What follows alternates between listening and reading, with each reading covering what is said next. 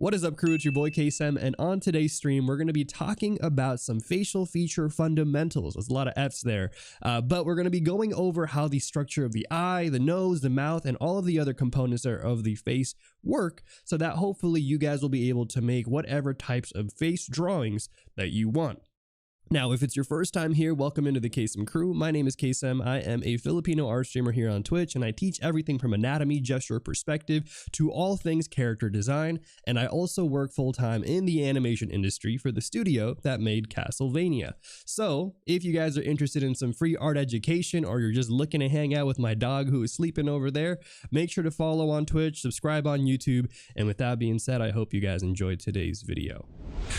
There you go, a little YouTube intro. We killing it out here. So let's go ahead now and talk about, let's kind of go back in here and talk about the general proportions of the face first. And then from those general proportions, we'll actually talk a bit about the facial features. All right, so we have here where I usually line up the head. And if you guys have been here before, you've seen me do this plenty of times. But right now, all I'm doing is I'm lining up the structure of the head here. Let me kind of liquefy it a little bit, give the head some taper, some volume there. Okay, so we're going to be lining up the head here and just laying out some of the proportions. So some common easy proportional techniques that you can do is you can go in here like this and kind of lay out where the structure of everything is going to be into simple thirds. So it's a super nice. You have here the top of the forehead. I'll just do hairline here for HL. We're going to do the brow ridge right here. That's going to be where the brows are going to land. You got the base of the nose here. So not the tip of the nose, but the base of the nose. And the reason why this is important is actually because the tip of the nose can vary greatly depending on person. So you might have somebody with a very upturned nose, somebody with a very pushed down nose, or a flat nose, or a big nose, or whatever have you. And so because of that, the problem could be that you are not getting your proportions right. Whereas the base of the nose, I think, is actually a really good spot to be laying things out. And then here you got the chin, and there you go. That's going to be your general structure of the proportions there. And they're usually going to be about 1/3 apart from each other, right? So again, these are standard techniques that you don't have to follow, more of a general guideline that you can then, you know, mix it around, change it, and all that stuff. And then here we're going to lay out where I want the eyes to be. And I want the eyes to be somewhere about halfway, all right, from the top of the head here. So just somewhere like right there. It doesn't have to be super spot on, but a good general placement. Well, cool. Let's go back in here now because we've laid out the structure of the face, right, and all the general proportions. And now what I'm going to do is I'm going to lay out some of the components here of the actual face itself. In this case, the face is looking a bit downwards. Yes, so the face is looking a bit downwards, and ways that you can indicate whether or not the face is looking downwards or upwards is the two things I would say. One, you're going to be seeing the ears kind of tilting upwards a little bit, or kind of shifted upwards in the head. Here, his ears are further back because of the type of camera lens that they're using to take this photo. So it has a lot more depth of field, meaning that the ears look and feel like they're further away from the rest of the face. But the ears are going to be a little bit higher up there, kind of more in line with the brows and a little bit past the nose. And then also you can see a lot more of the top plane there of the head there. So you can kind of see how his head's a little bit tilted downwards, so a little bit like this, but not too much. Not a big tilt. You know what I'm saying?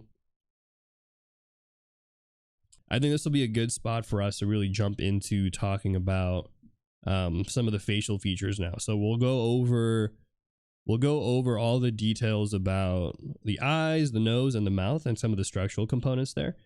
There's a couple of cool little anatomical things here that I think are cool to call out. So if you guys didn't know, the way that the head has been structured is that you have here a more protruding forehead, right?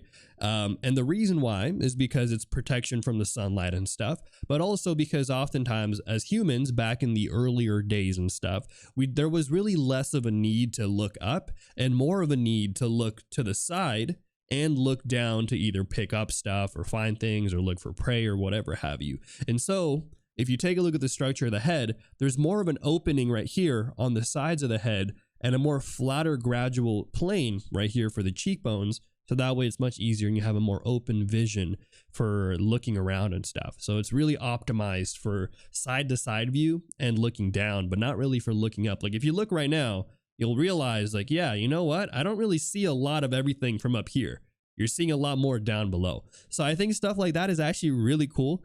It's like not necessarily stuff that you might need to know on a regular basis, but I think one of the cool things is that eyeball and really that eye bulge, okay? Because I used to make this mistake all the time and I always wondered why it never looked good. And I'm talking particularly about how when you draw the eye or the face in side view, technically this pupil right here actually doesn't go on it's not on the tip here of the eyeball, right? So it's not on the tip.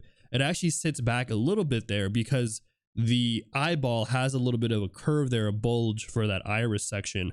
And so that that iris actually sits back. So I'm just going to note it here. Okay. So again, pretty good advice. I don't know. Stuff that I didn't really think about or know about the first time that I learned about drawing heads. So, well, let's kind of go in here now and let's lay out the brows for this character. Now, I'm not going to try to get it too exact with the character. Like my goal today isn't about getting likeness for the character, though we can talk a little bit about likeness, like how to, and by likeness, I mean, how do we get our characters to kind of match the reference that we're seeing here? I'll talk a little bit about that, but again, it's not the goal of today's stream. So I think mostly I want to lay out more of the features and stuff for today.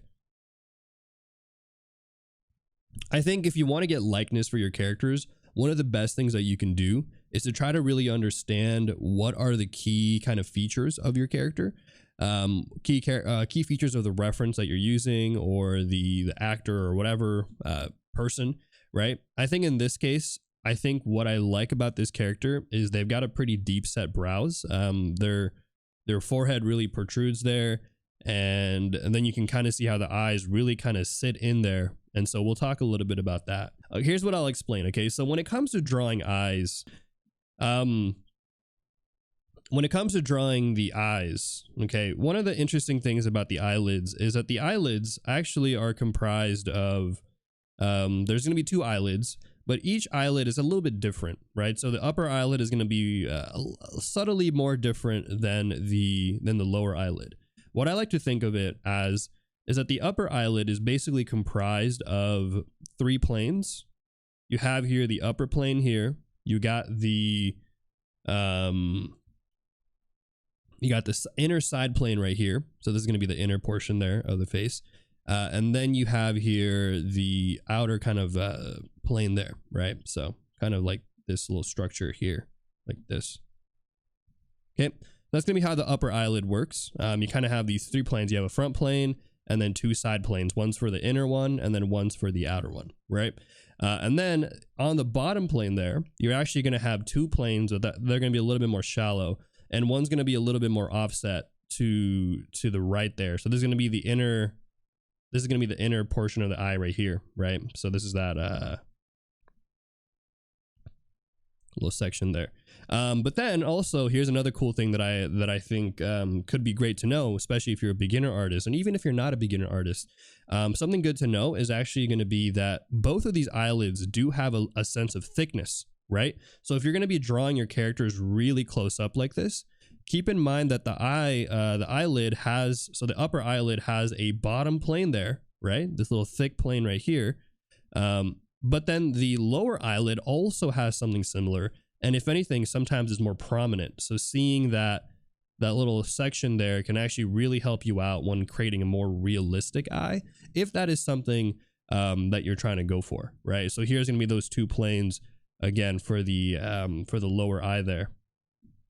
And so notice that as we take the contour here, you're going to have the brow section going this way, eyelids going this way, inner going in. You get the wrapping of the eye going like that. Then it goes back out here, and then it goes back down here like so, right? So you see all that? Different planes there, different kind of structures of the eyeball. Okay, but there you go. That's going to be the realistic view. We'll do a more stylized kind of like animation style view with this guy over here. And yeah, let's get this one started. But all right, so right now I'm just laying out here the facial features, and you know, I'm just keeping it nice and simple for this design of this character. We're not, I think, worried too much about it looking crazy cool, but let me add some features that I like to do to kind of push it out a little bit more. So one, I'm going to add the eyelid right here. So let's kind of do a little bit of that.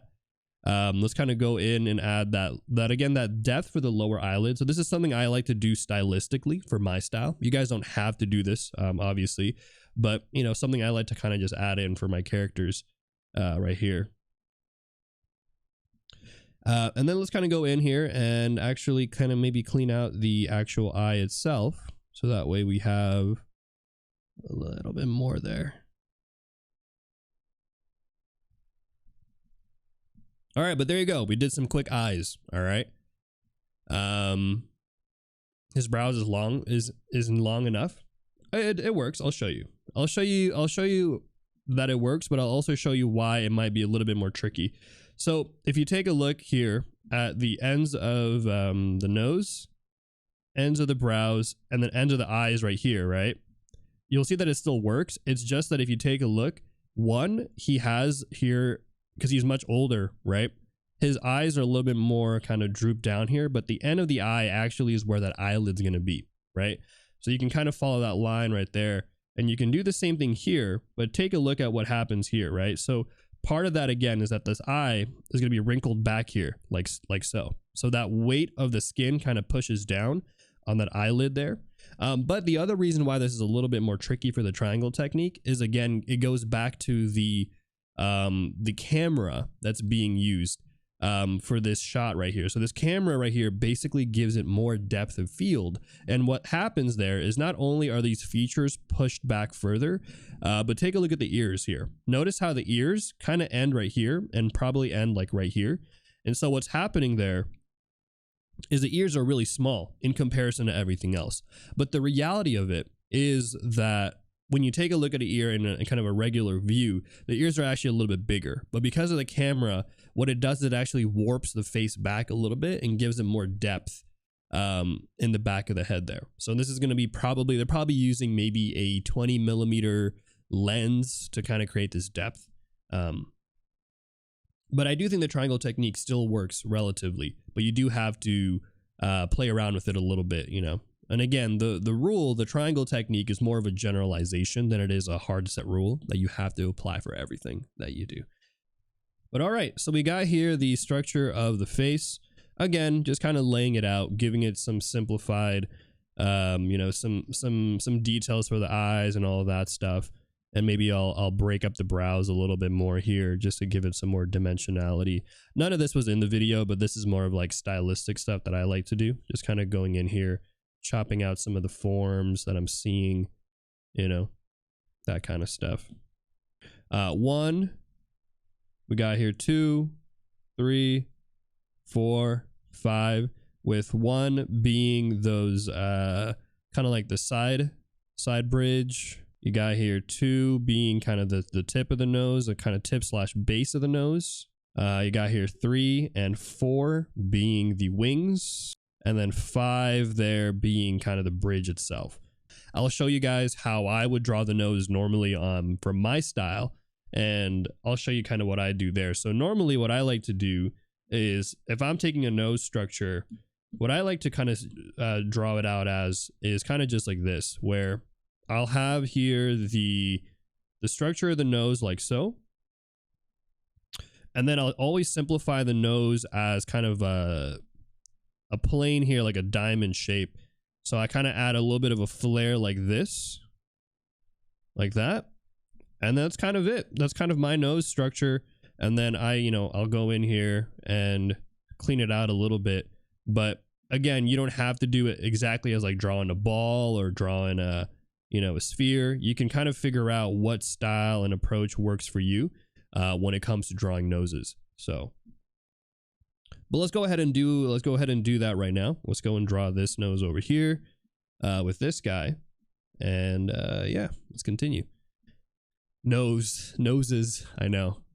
Thanks for the follow, by the way. I'm Goku Dara. Topics and brackets and everybody else coming in here.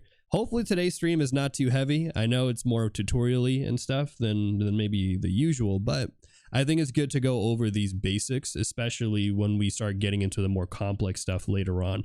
Because again, stylization, all of that stuff happens after you learn the fundamentals, right? Once you learn how a lot of these structures work, you can then take all these components and flip it to whatever design and stuff you want to make. And it doesn't have to follow the strategy that you're doing here. So for example, right now, when I'm drawing this nose, I'm not going to draw out all of the planes and the boxes and the tips and stuff that I'm seeing. Instead, I'm just going to kind of go in and kind of find some of those components that I want to exaggerate and maybe bring more to life. And then maybe some things that I like to do is I like to kind of draw in that bottom plane of the nose there, just to kind of show there's a bit of a tilt there on the angle, you know. But yeah, I would say, again, keep it nice and chill. You don't have to draw everything if you don't want to. As long as you get an understanding of what's going on, I think that, to me, is probably more important overall. So whenever I'm drawing mouths, I keep it nice and simple. I always try to find the outer corners of the lips first. I think those are usually going to be the most prominent. And so from there, we can kind of go in, establish maybe the curvature of the mouth and what's going on. Then I'm going to add a little bit of the lips there. So the lower lip is a kind of a good place just to kind of lay a line there. And then if you want to, you can add one also for the upper lip as well. And depending on the style you're going for, you might not even denote any of these things, right? So if you're talking about the more traditional anime style, you might not see any structure there for the lips whatsoever. You might just keep it nice and simple with a line, right? But even then, even when you are just using a line, I think there's still a lot that goes on to really make it feel a little bit more structured and stuff too. So I'll go over some examples of what I'm referring to. What are the differences between male and female lips, if any? That I think is tricky, because I think a lot of it comes down to just different types of lips.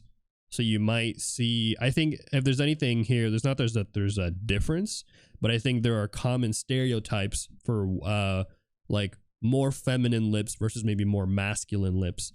Sometimes feminine lips are all about volume and really getting kind of that rounder shapes, whereas maybe male lips might be more depicted as being sharper, using sharper angles and sharper lines, sharper transitions across the lip and stuff. And so sometimes you'll see that for male lips versus female lips. But again, these are all very subjective stylistic choices, not ones that you actually have to use and follow. If you want to, you can, right? But I would say those are the common ones that I know of, and I'm sure there's a lot of other ones too, depending on style and genre and narrative and all that stuff. It's nice to see how you draw your subjects. Like right now it has measurements. Yeah. I added these measurements to kind of give you guys the breakdown. When I draw these things myself, obviously I'm not, I don't have measurements. I don't measure everything out. I think that's very meticulous. But I think from a demo perspective, from a tutorial perspective for you guys, I think it's great to see the measurements and realize that the face doesn't have to be as scary or complicated. I think that's kind of one of the beautiful things about drawing, at least the way that I think about drawing, is drawing can actually be very analytical. I think part of how I draw is honestly influenced by me previously being a software engineer. If you guys didn't know, I used to work as a software engineer for 5 years. I actually was a computer scientist, or got a degree as a computer scientist and stuff. And so I think in general, my mind likes to lean towards more analytical thinking and structure. But when you start to think ahead that way, I feel like it really does give you a lot of form and a much better understanding of how things work personally. Okay, but let's go ahead now and let's talk a little bit more about the face. And this time around, I'm gonna give you guys more juicy info, and I'll just kind of be quicker with this one. All right, so let's kind of lay this one out a lot faster, and let's jump right into the stream with all the drawings. I want to talk about the mouth a little bit more in depth, and maybe even the eyes. We'll see. We'll see how we feel. Okay. But again, this is kind of what I like to do, just to kind of lay out the structure of everything, right? So I'm just laying out some of the facial features here. I'm not worried too much about all the proportions and stuff that you guys saw earlier. At this stage, if I'm drawing just for myself, I'm usually just trying to get a general feel for the pose and stuff, or not the pose, the illustration. Okay, so there you go. We've laid out here. We've laid out the structure of everything. Let me kind of just lay out where I want her hairline to be. Okay. And then let's go in and work on the facial features. But yeah, there's a lot of, there's a lot of good anime, good stuff. But I think it's always interesting because I have people who come in here and they're like, Kaycem, does the stuff you're talking about, does that apply to the anime style? Like, does all these eye things apply to the anime style? And what I always say is yes, 100%, 500%. Don't forget that that anime artists also study the fundamentals like everybody else, right? Anime is just a style. It's a representation of the human body. But you can take, I'll show you guys really quick, like, let's say you have this realistic eye here, right? You can take this eye and you can turn it to the anime style by going in like this, right? You can go like this. You have Luffy, right? You got Luffy's eye like that. Notice how it's still 1, 2, 3, 4, 5, right? You're still following the eyelids. You can take it like this. And this will give you more of the Naruto style like that, right? You can do the Bleach style, right? And so all of these eyes still follow the same rules and structures. It's just their stylistic representations. And so oftentimes I get a lot of beginners who come in, they're like, I don't know about all this stuff about 3D forms and heads and structures. I'm not here to draw realistic stuff, Kaycem. I want to draw the anime manga style. And it's like, you're missing the point, kid. Your heart's in the right place, but you're missing the point. All the anime artists, manga artists, animators who work on stuff, they also learn the fundamentals. Animation and the anime style really is just about, the reason why it looks so simplified, a lot of it has to do with the budget, right? So a lot of animation studios don't have the budget that studios like Disney have, and so what do they have to do? They have to cut some corners and think about ways to simplify the designs that they have, to make it look and feel as good, but also, work within the budget that they have there. Let's see here. You got to know the rules to break them the right way. Yeah. The cheat sheet he just showed, which one? Which cheat sheet did I just show? Berserk has some good art too. I think so too. I think, yeah, there's so many good artists in the world, so many people to study and learn from. I think if you take a look at the more like seinen, like adult manga and stuff, you'll actually see that a lot of what they do is a lot more realistic. Usually, not always, but they're usually more realistic with their proportions, more realistic with their anatomy, right? They have a lot more detail. Listen to old Sensei Kaycem. Yeah, I know. I'll try. I'm not old. Wait, first of all, what? Wait, listen to old Sensei. Why'd you got to put the old in there? Guys, I'm not old. I said I'm somewhere between 21 and 65. But that doesn't mean I'm in the 50 to 60 age bracket, guys. I'm just giving you an age range. Yo, come. What is this? Old. Put some respect on my name, guys. Come on. Do you have ways you grow your visual library? Like, do you watch shows, observe IRL, or seek references? I do a little bit of all of those. Yeah, 100%. I think one of the best ways, so I think visual library is not just about staring at something, because we stare at stuff all the time every day. I think to really develop your visual library, not only must you look at things, but I think you also have to deconstruct things. You have to be able to deconstruct a reference and in some ways almost recreate it and focus on the things that you care about in relation to that reference. So for example, if you're going to be drawing a like this character here, right? Breaking down the proportions, breaking down the structure. Or here's another example. On my stream, last stream, we actually covered drawing dynamic poses and kind of drawing characters in perspective. And you'll notice how I break down these structures like this, because at the end of the day, for your visual library, doing something like this is more important than trying to copy the reference exactly and kind of find every single detail, right? Because if you're just copying the detail, your mind is learning, oh, this is how you draw this specific one thing. But instead, you want to take it a step back and really break down the fundamentals. What is the perspective in the scene? What are the structures? What are the camera angles? What are the proportions, right? So really thinking about those things, I think, will really help in establishing a much stronger visual library than just staring at something and or just copying something one-to-one. Cool.